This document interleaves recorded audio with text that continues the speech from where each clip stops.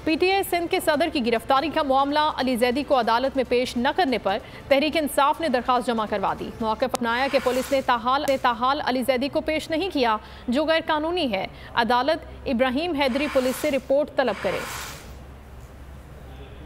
जुल्म और सितम की हुकूमती रिवायत बरकरार। पीटीआई रहनुमा अली जैदी भी पाबंद सलासल। 24 घंटे से जायद गुजरने के बावजूद पुलिस ने अली जैदी को अदालत में पेश नहीं किया। तहरीक इंसाफ के वकला ने मलिर कोर्ट में दरख्वास्त जमा करवा दी। वकला ने मौक़िफ़ अपनाया कि पुलिस ने ताहाल साबिक वफाकी वजीर को पेश नहीं किया, जो गैर कानूनी है। वकला को भी मिलने नहीं दिया जा रहा। ज़हूर महसूद एडवोकेट ने इस्तदा की है कि अदालत इब्राहिम हैदरी पुलिस से रिपोर्ट तलब करे और इस गैर कानूनी अमल पर अफसरान के खिलाफ कार्रवाई की जाए। आफ्ताब सिद्दीकी और खुर्रम शेर जमान ने कहा कि अभी तक अली जैदी को पेश नहीं किया गया। लंदन प्लान कामयाब नहीं होगा।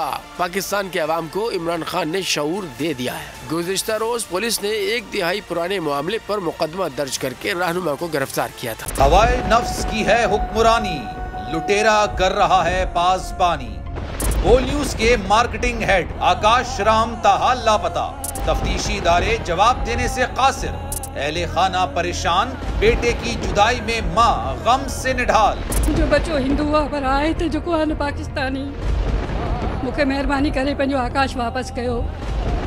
हुकूमत से बेकसूर और मुहिब्बे वतन बेटे की बाजियाबी के लिए फरियाद। आकाश राम के अगवा के खिलाफ अहले खाना की जानिब से सुप्रीम कोर्ट में दरख्वास्त दायर। सुप्रीम कोर्ट के चीफ जस्टिस उमर अता बंदियाल से आकाश राम के अहले खाना की जल्द समाअत की इस्तदा। समी इब्राहिम और सिद्दीक जान का सुप्रीम कोर्ट के बाहर एहतजाजी कैंप का ऐलान।